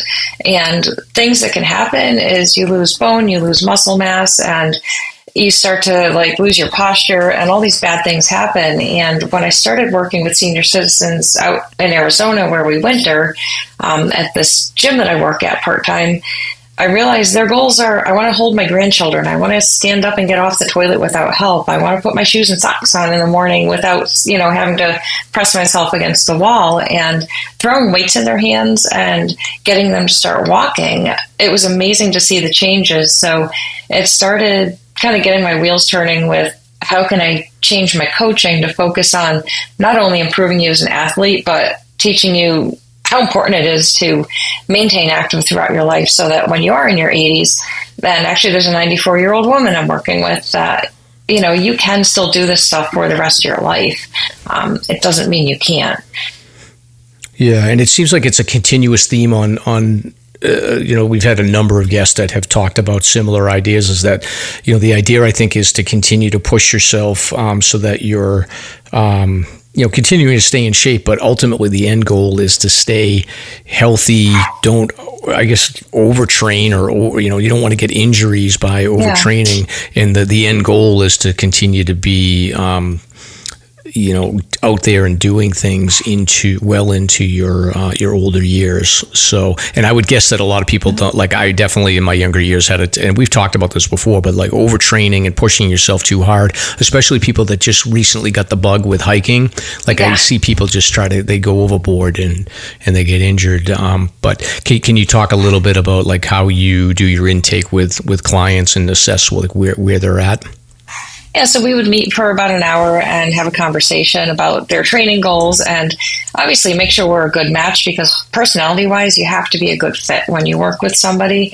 And I have over 20 years of hiking experience, and I started trail running in 2011, and mountain running. So, whether it's your goal is hiking the 48, doing the NE67, I know these mountains here in the White Mountains, and I also know a lot of the mountains out west from my mountaineering background, and really find that there's a place to help people achieve their endurance goals, whether it's running, biking, or hiking, especially here in the White Mountains, to do it safely and so they don't have injuries. And also, you guys know this, I am a huge advocate of safety, teaching people safety skills and talking to them about where do you look for the weather forecast and what's a wilderness first aid course and why should you take it. I still partner with my coaching with Red Line Guiding to bring the wilderness first aid classes 4 times a year to Pinkham Notch, and just go over some basic, you're going to go do this long day. This is what you should have in your pack. So helping people do this safely and learn how to do it properly. When I learned, I just went out there, and I'm lucky I'm not dead. Yeah. My first hike, I should have been dead. I'm lucky. I got all my advice was from Stomp. I probably should have been. I probably shouldn't be alive at this point. Yeah, I was the king of close calls myself. So yeah, you're right. Yeah. Yeah, me and Stomp are trying to figure out how to navigate it. It was ridiculous. It's like the blind leading the stupid. So it's crazy. But so what's the format? Do you have to be in person, or is this? I'm assuming you do a lot of remote. And you could do it over Zoom, or you could do it over email or whatever. It's all remote, and I just was telling Stomp, I partnered with Team Run, and the main reason I'm still White Mountain Endurance Coaching, I still have my own business, but I'm a contractor with them, and what they do is bring a bunch of coaches together, so now I have other coaches to network with and talk coaching, which this is a fairly lonely profession if you don't have that. So, I would be working in conjunction with them, but anybody working with me would be working solely with me. And I have 2 options. One is we do no Zoom meetings. We just do everything through an app called Training Peaks and text messaging and phone calls. And then the other one would be Zoom meetings. And the Zoom meetings are pretty popular because you would meet with me once every other week and we would talk about your training. And, I get to see you, and one of the things is making sure, are you eating enough food, are you getting enough sleep? I can see if you're fatigued, or we can just have a little bit of a deeper conversation when we do the Zoom calls. But I am offering a no Zoom call thing now too, which is kind of nice for people that are like, I just want accountability, I want somebody to keep me going, and we still communicate every day, but it's through an app, which is super easy to use. Yeah. And how do you deal with because I'm not signing up for coaching at this point, but I could just imagine being a huge pain in the ass for someone, because I would be like, all right, I like to eat what I want to eat, and I like my own routine. And how do you work with people that are a little bit difficult, like I probably would be if I was a client? There's no such thing as a difficult person. Yeah. What I do is I educate. I never make anybody feel bad about what they're doing, especially their diet, or if they miss a workout, I'm not going to yell at you. I can still eat my Cheez-Its. I eat. You should see what I eat. So but if people do want guidance with nutrition, whether it's disordered eating or just a little bit of guidance about how to fuel on the trail and before and afterwards, I am a certified nutrition coach, so we can talk about that, but we don't have to. I can be uber technical if somebody's all about data and stats, but I can also be very simple and basic so that it doesn't have to be this confusing, oh my goodness, what's cadence, and how many steps am I getting, and what is my HRV? We don't need to know those things. It's more, are you sleeping well? How are you feeling? What's your mood like? I'm just asking basic, simple questions that can be answered. And kind of a little spoiler alert. Rem and I are partnering with Kelton to create an app that's going to manage things and make this stuff even simpler. So instead of Training Peaks is the one I use right now, we're going to have this bomber app that is simple and not confusing for people who are looking to use it. So. Wow, great. It's kind of cool stuff. What do you not do? Is there anything you haven't done yet? Now you're in the tech sector. Jeez. Hey, you only live once. True. That's great. True. And then, how do people go about signing up if they want to reach out to you to talk about potentially partnering or hiring you as a coach?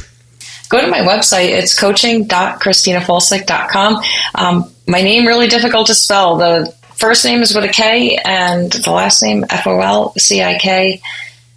And you can take a look on there, and I have everything that I do listed, and the packages, and how much everything costs. And you can even get some cool discounts on Thorne Nutrition, which I sell off my website too. So. Awesome. Yeah. So we'll put those in the show notes and make sure that we put all the links up there for sure. As far as in-person activities, like going out and running with you, or workout activities and things like that. So you're going to be moving in the near future, but for clients that are in the area now, is that something that you typically do, or is that just something you do on your own to get out? I used to. I can't because I gave up you have to have permits and insurance to do that. I don't have that anymore. So now it's more of just virtual coaching, which works really well for people. People are super receptive to it, and I get to see your workout as soon as you load it, and then we'll usually talk about it. Some people work out in the morning, some at night, but I'm super responsive. I usually get back to you within a couple hours. Yeah, and I'm most aware of the sort of the coaching, just because I have a lot of friends, and I was in the marathon world for a while, and the Boston qualifiers, and my experience is a lot of my friends that went through the marathon coaching, they would have the intake calls, and they maybe once a week or once a month they would do an in-person or a Zoom type of thing, and then they would get their training plan either for the week or daily or whatever. Yeah. So I'm assuming it's similar with once you find out what the goals are and you're in agreement, then we're probably similar, right? Yeah, and some people just want the accountability. Some people want to sit here and talk. I also have a big mental health program that I do to help people have healthy relationships with themselves, overcome PTSD, and have a healthy relationship with their sport and their food. And that's a totally different experience where we do more in-depth Zoom meetings. But majority of the people I work with like to do the Zoom meetings. Some people, they want to just kind of be, here's a schedule, let's talk every day about how things are going. They don't have time for meetings. I used to just make everybody do meetings, and then what I found was some people literally don't have time for the meetings. So it's easier to just do a text message or a phone call while they're on the road, or just go through emails or the app.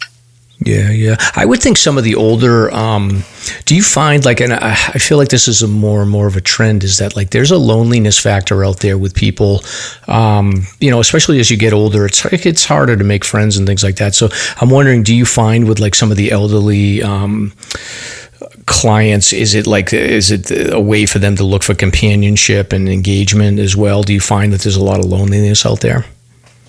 There is, and we talk about that. We talk about finding the right place to go recreate with other people, because socialization is a big part of life. And that's one thing that a lot of people give up is, they raise their children. Sometimes friendships just aren't as solid as they once were because you were focused on raising kids. They leave and you're like, oh my gosh. And some people never put effort into finding a sport or a hobby and creating those friendships again. So it's finding a place that they feel safe and comfortable. And I've even had some people start their own group runs, which was amazing. And, I'll guide people through that whole process on how to start a group run in your community or a group hike or personal training. Everybody meets at the gym, or with the Zoom ones, some people just meet in a common area and we work together as a group. And I can't believe how fun personal training is remotely. I thought it wasn't going to be. It's amazing. Yeah, that's great. And I think that like these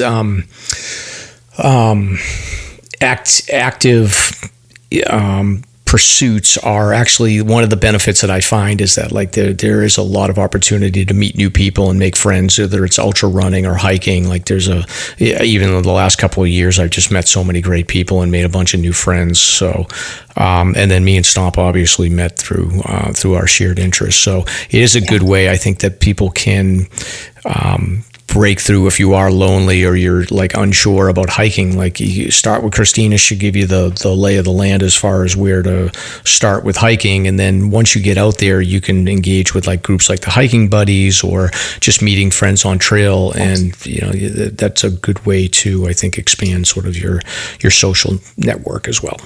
Yeah, and I also will bring runners and hikers together if they're in the same community or want to meet up. I'll make introductions, and friendships have formed that way too, which is super cool. Yeah. Well, we have you here. Do you have any of? I know you said you're up in the presidentials, but if we wanted to go in the whites, like to just hit like flat sections to do trail running, do you have any like go-to places that you recommend? Oh, there's a couple spots that are amazing. One is the Southern Prezzies. Phenomenal. I mean, that is just great running. The other area is, I don't know if you're familiar with Whitewall. Yeah. That flat section there is beautiful, and the running is bomber, and it's not that hard. At the base of Whitewall? Okay. That trail when you're doing a hut traverse and you go by Whitewall and you're on that flat, and it's... Yeah, it's Ethan Pond or whatever up in there. Yeah. Down there. It is phenomenal. How about Franconia Ridge, man? That ridge is... That's a classic too. That's the bomb for sure. Yeah, Ethan Pond's a great one. I'm lazy. I live closer to Washington. Never get to that side. No, yeah, we feel the same way. I've actually found is like Lincoln Woods out to like the lower portion of Bond Cliff before it starts getting steep. Good. Is like you can get some major miles. Like you can do like a 10-mile out and back in that without any elevation gain at all. Yeah. It's just trails. So I know people don't like Lincoln Woods. But you get to that Bond Cliff section, or even you get to Franconia Brook out to like Owl's Head. That's a good running section too. That's flat, because I just slow down when I go uphill. Everyone does. Yeah, you'd be weird if you didn't. Yeah, I know. It's just like I'm thinking of like in terms of like sustained sort of flattish running. Obviously, the Hancocks before you get to the climb is another good one too. So yeah, and kind of the secret to running fast in the White Mountains. It's not even a secret. You take advantage of the runnable sections and you run those. And what you need to practice most is that transition from running to power hiking to running to power hiking. And that's how you go faster, is you run when you can. And then the second it gets too hard, you're better off just breaking into a power hike. But when you make that transition, if you're not trained for it, you're like winded and out of breath and you don't feel good. But if you can kind of make that smooth, like you're shifting gears, driving the stick, you'll get right up that super efficiently. Yeah, and I think, this is just me speaking, but like from my experience, like the transition from running to power hiking, I think the mistake that a lot of people make is they don't shorten their stride enough, and they don't find that sort of low, the quicker cadence and the shorter stride is where you can sort of change gear, and like you're not running, but your feet are moving just as fast, but it just feels weird in the beginning, so people don't get used to it. I see that a lot of times where people they'll keep that long loping stride and they're going uphill and they burn out quick. And you're not using, like, ideally you want to use your glutes, your hamstrings, and your quads, and you're not using those when you're striding out going up a big hill. Yeah. And then unique in the White Mountains, step ups and downs at the gym with weight. That makes that process a lot easier, especially in the northern Prezzies. Yeah. Stomp, you going to sign up for coaching? You need accountability. I do plenty of step up and step downs. I'm a good nag. Yeah. No, I'm good. Come on, Stomp. We'll see. We'll convert him, Kristina, because he needs accountability because he's bugging me all the time. So I need someone to bother him. I'll just sign him up on the app. It sends your workouts right to your email, and you can sign up for text message reminders to do your workout. Or can you, if you signed him up, could I get CC'd on his workout so that you could really keep the double accountability? You know what? With the app REMS building, probably. Okay, that's good to know. Now, do you get hit like tagged and cell phoned all day long by people, or do you set boundaries, or what? How's that work? What do you mean? Well, you got to shut your phone off sometime or another, but how's it work as a coach? I work a lot. You try to make yourself accessible. I love people. I want, and that was a stink that I had when I worked with a lot of coaches. Was like 2 days ago by, I'm like, hey, I don't feel good. What should I do? So you're proceeding with your workout. I'm super responsive. I do take like a week or two of vacation a year, but when I have access to my cell phone, I can at least once every 24 hours take a look at it. But I check it. I get notifications. I make sure I definitely check 3 times a day and respond to everybody. I don't want to leave people hanging. Yeah. On the competitive end, like I'm assuming you probably still work with some ultra runners and people that are gearing up for races and stuff like that. Do you still get like a lot of excitement and energy, seeing how those higher end athletes do in their races? It's all amazing. It's because I have some that are training for a sub 3 hour marathon, and I celebrate everybody. It is literally just as exciting to watch somebody like meet their running goal as it is to watch somebody like, I can't believe I just hiked up this mountain. This is really amazing. And my coaching technique is focused on recovery, which means you're not totally annihilated and tired all the time. You feel good during your training, and I really make sure that you're not overtraining so you don't get injured, and again that you don't become neurotic and have an unhealthy relationship with your sport, because your friends and family and your job matter. It's more than just running. It's a balance, not, you can't let things consume you. And I think I've been there before. Like I just, you get overly focused on like, oh, I want to run a Boston qualifier or whatever. So it is good to have a coach that like will keep you balanced and say like, hey, keep an eye on the kids, keep an eye on the, the relationships as well. Yeah. It's not all, it shouldn't be all consuming. Mm. Yeah. So Rem's building this baby, huh? That's cool. Yes. He's a smart guy. It'd be wild. I know this is like Tesla territory, but imagine like if you could wear a headset and you as a coach are beamed into their ear as they're doing the race by satellite. You could talk to them the whole time, and you have a little camera. You could see exactly where they are. Let's have Rem work on that one. That would be wild. Too much. That's too much. Then I can tase them if they're like, you're going too fast. You need to watch it. Your heart rate's too high. Exactly. Well, honestly, so I'm big into European cycling, and like that's exactly what they all have.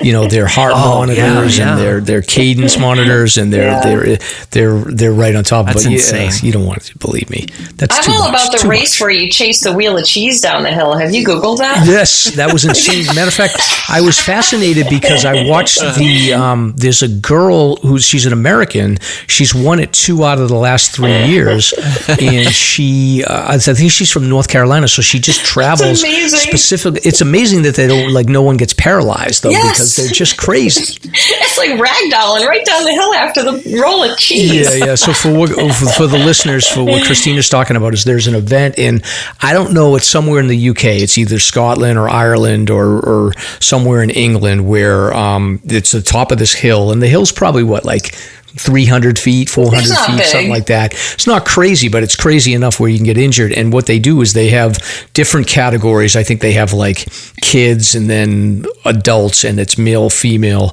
and they throw a wheel of cheese down the hill, and then everybody just flips and flops, and like it's a very steep hill, and it's just insane. There's a documentary, I think, on Netflix about it, so I'll pull that up in the show notes. But yeah, I'm obsessed with that.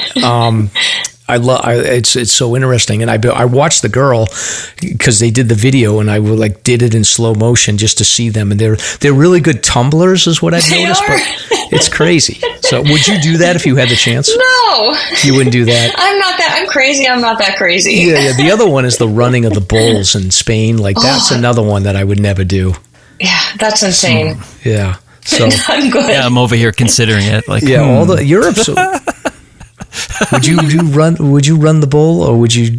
I think I would. Yeah, I would. Yeah, I would do that. Yeah. All right. Maybe we can do a tax write-off for that stomp.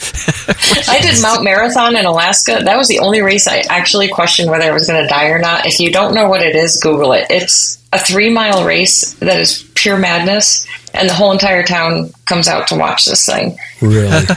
I'll take a look at that. The most insane thing I've ever done.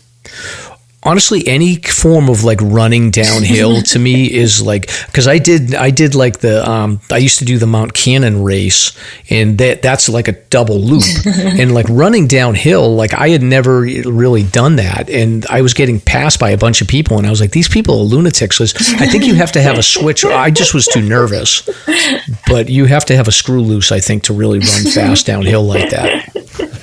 Takes some practice, but some of the stuff around here is kind of gnarly. Oh, yeah. It's crazy. These guys were like just flying down, and this was like the national championship. So I think some of them were probably lapping me at that point, but it's still crazy. So, anyway, but anything else stop that we want to cover with Kristina? Could you tell us about a success story from your coaching?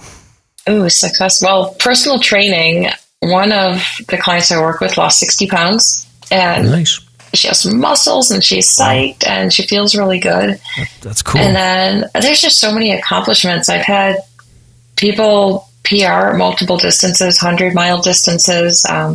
Somebody recently took 20 minutes off their marathon PR, which was super cool. Yeah. Watching somebody who couldn't run more than 5 miles a few months ago, absolutely crushing it now, doing 25 miles up in the White Mountains. So yeah, a lot of really cool success stories. Wow, that's awesome. Well, there you go. So how we know you're an author, you're a tech oligarch. Entrepreneur. Tech oligarch. Yeah. Rem does the tech stuff. I just look at it and I'm like, this is what I like, this is what I don't like. And why don't you let us know how we can get a hold of you, how we can sign up, and anything else you want to plug. Yeah. Check out our wilderness first aid classes that Mike Sharon with Red Line Guiding and I do. I think those are extremely important. You save a life, you can save your life, somebody else's, or just be safer in the mountains. We need to help all the search and rescue people out there. You can go to coaching.KristinaFolcik.com. I have Instagram, Facebook, which is White Mountain Endurance Coaching. I'll soon be on the Team Run website. And I think that's about it. Awesome. I just joined TikTok. Oh, you did? Okay. I did. It's you can make fun little videos. Oh, sure. Coaching content. Nice. I'm on TikTok. I'll follow you for sure. Okay, cool. This is good. So I'll pull this all together in the show notes and make sure that we put it on our socials so we have everything. And listeners, if you need some motivation or you need some accountability, Kristina is here to help you out in whatever your needs are. Awesome. Thank you, Kristina. Awesome. Thank you. And we're back. Stomp. So are you ready to sign up? I think I could, but I don't know. If I were to ever try like to go for a 50 or 100 miler, I think she's the one to go to 100%. for me. I'll sign up. So, yeah, I think Kristina's great. It's great to catch up with her again, and hopefully somebody, if she can help somebody out that's listening.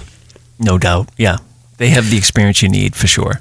Yep, and then stop. This is the part of the show where we do Vaucluse. Yes, here we go. So does your backpack not provide enough ventilation? Does your back sweat too much when backpacking?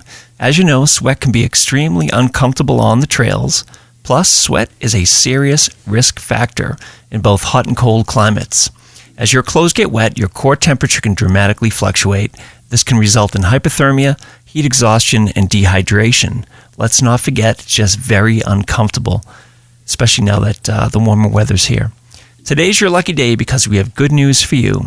There's a piece of gear that solves the sweat and ventilation problem, making your backpack more comfortable. Vaucluse Gear's ultralight backpack ventilation frame.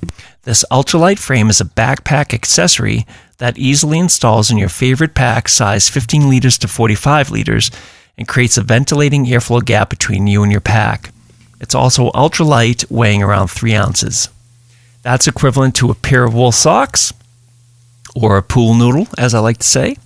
Whether hiking in hot or cold temps, the ultralight backpack ventilation frame from Vaucluse Gear is a real game changer regarding airflow and ventilation. Visit VaucluseGear.com to order an ultralight ventilation frame today. Use promo code SLASHER to enjoy a $5 discount and let them know that Mike and Stomp sent you. Mike and Stomp sent you. That's right.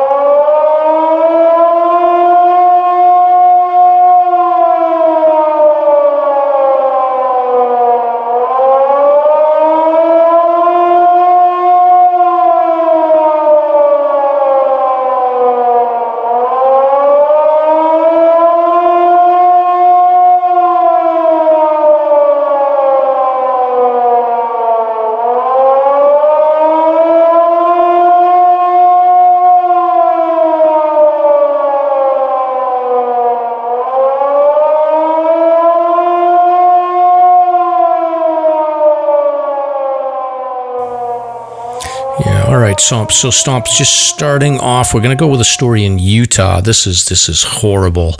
Oh my goodness! A Utah hiker found dead after phone showed her being swept into the river. So a missing hiker whose phone was found on Friday near Horsetail Falls had a video showing her being swept away in a river, and she's since been found deceased. So she's a 19-year-old. She was found below the waterfall.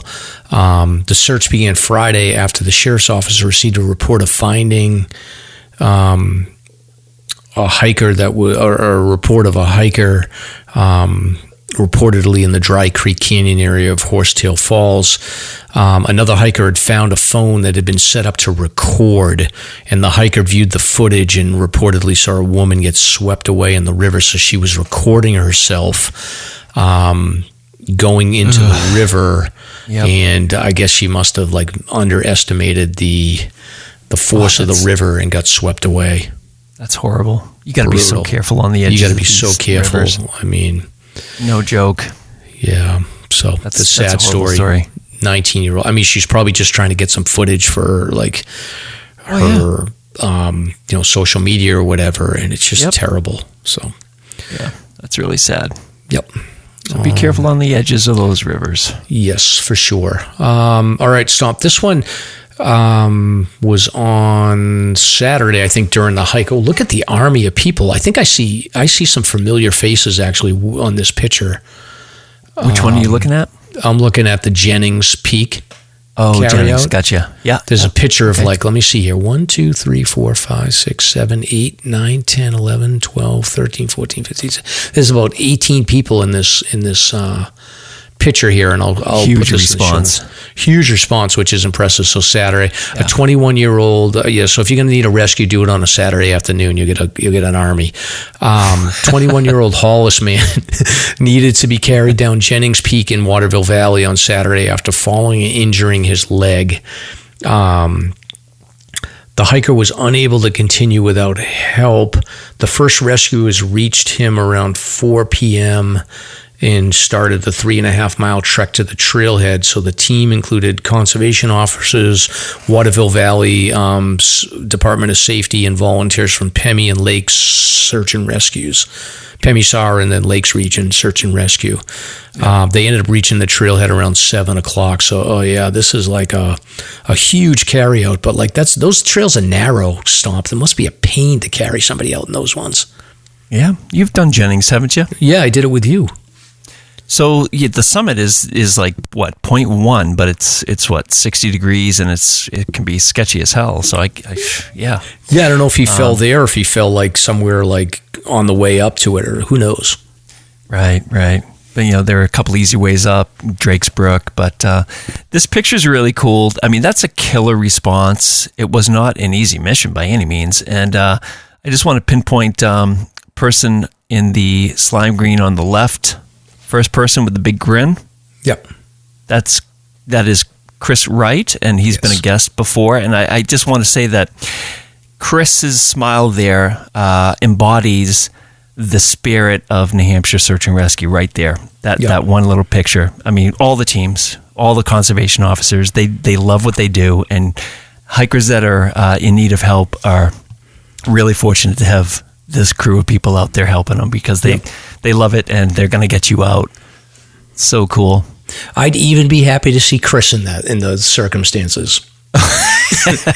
With that smile? Yeah, hey. Yes. Yeah, great guy. So, sure.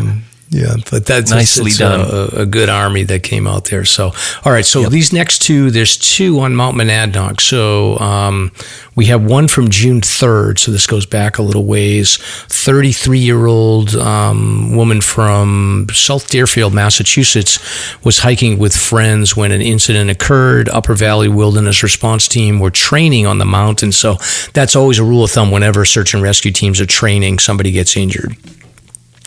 So, which is that's the perfect time to get injured here. So, Upper Valley and Monadnock Park staff were able to put the victim in a litter and carry her down the White Arrow Trail to the top of Old Toll Road, and then a conservation officer responded to the top of Old Toll Road, where it intersects the White Arrow Trail, to assist.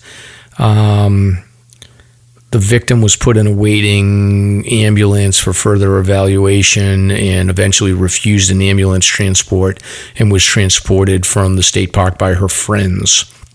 So, said that they were well prepared for the day hike, but it's an important reminder to know your limits and to take environmental factors into consideration before heading out. Yeah, Monadnock's been busy. Yes, it has been. And then another one happened a week later on June 10th at 11:50 a.m. Fish and Game was notified by the fire service about a hiker that had fallen on the White Cross Trail near Tree Line. So this is like, there's a section there that's like really steep, little chimney that you can get down. So the victim was suffering from severe and potential life-threatening injuries. 18-year-old hiker from Ann Arbor, Michigan, was hiking for the first time with a family member. So 2 conservation officers responded, along with the Department of Natural and Cultural Resource Mountain Patrol Rangers and members of Upper Valley Wilderness Response. So the call came at 11:50. Around 1 p.m., the conservation officers met the victim, who was already in the care of mountain patrol rangers and in stable condition. So they were able to get the victim in a litter down the White Cross Trail to the White Dot Trail, arriving at the state park headquarters around 3:30, and they were able to transport him via ambulance for further evaluation and treatment. So indicate that the hiker and his hiking partner were well prepared for a day hike. So, okay, good stuff. There it is. Next up is Mount Kearsarge North's trail. So this was on June 1st. That's right, because we skipped search and rescue last week. Yeah, 21-year-old from Rhode Island had slept in the fire tower the night of May 31st, so that's a good choice. She was hiking down in the morning when she injured her left leg. So yeah, there's a bunch of slabs coming down that trail, and it's wet in the morning. So 7:44 a.m. She called at 6:30. By 7:45, conservation officers arrived at the trailhead and began hiking up. By 8:53, they made contact with the patient. They evaluated her condition, and they decided that they were going to have to carry her out in a litter. So she was placed in a litter and carried out starting around 10:15 with the help of Lakes Region Search and Rescue and Androscoggin Valley Search and Rescue.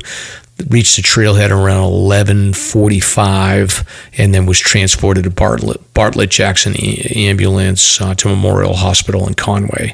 So she was well prepared with all the essential gear, and she just slipped and fell. So, yeah. Okay. Fairly typical for this time of the year, but good news, the trails are fairly dry. Yeah. It's getting hotter. True. It's getting hotter. That's true. And then our favorite location here, we got a Falling Waters rescue that happened on June 1st. 25-year-old from New Hampshire was hiking with his father, and their intended hike was a popular 9-mile Franconia Ridge Loop.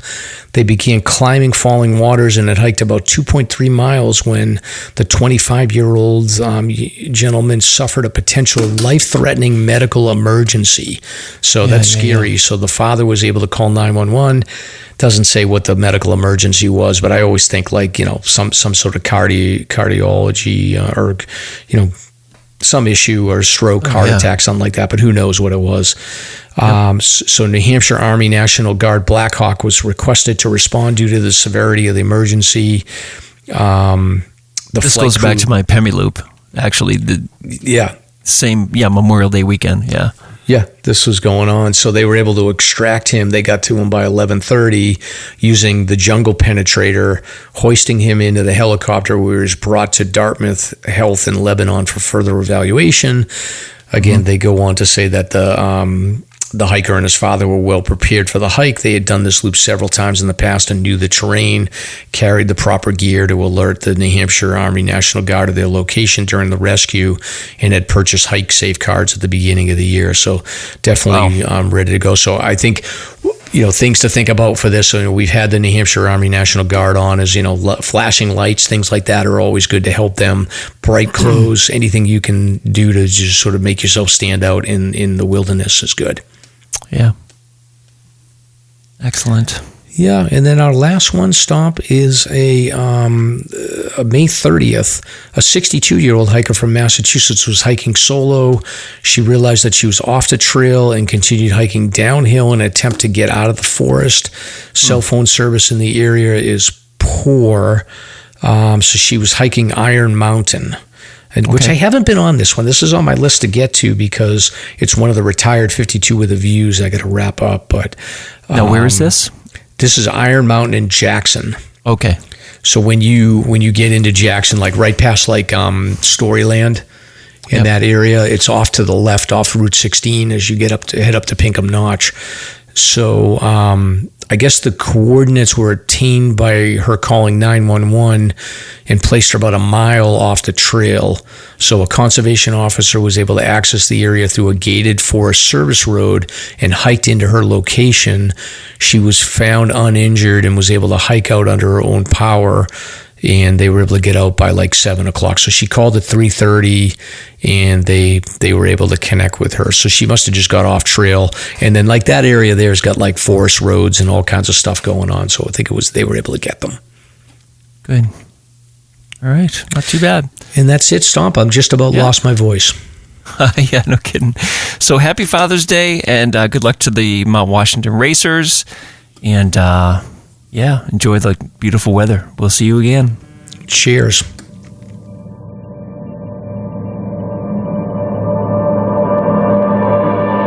Thank you for listening. If you enjoyed the show, you can subscribe on Apple Podcasts, Spotify, Podbean, YouTube, or wherever you listen to podcasts. If you want to learn more about the topics covered in today's show, please check out the show notes and safety information at SLASRPodcast.com. That's SLASRPodcast.com. You can also follow the show on Facebook and Instagram. We hope you'll join us next week for another great show. Until then, on behalf of Mike and Stomp, get out there and crush some mega peaks. Now covered in scratches, blisters, and bug bites, Chris Staff wanted to complete his most challenging day hike ever. Fish and Game officers say the hiker from Florida activated an emergency beacon yesterday morning. He was hiking along the Appalachian Trail when the weather started to get worse. Officials say the snow was piled up to 3 feet in some spots, and there was a wind chill of -1 degree. And there's 3 words that describe this race. Do we all know what they are? Only one hill! Lieutenant James Nealon, New Hampshire Fish and Game. Lieutenant, thanks for being with us today. Thanks for having me. What are some of the most common mistakes you see people make when they're heading out on the trails to hike here in New Hampshire? It seems to me the most common is being unprepared, and I think if they just simply visited hikesafe.com and got a list of the 10 essential items and had those in their packs, they probably would have no need to ever call us at all.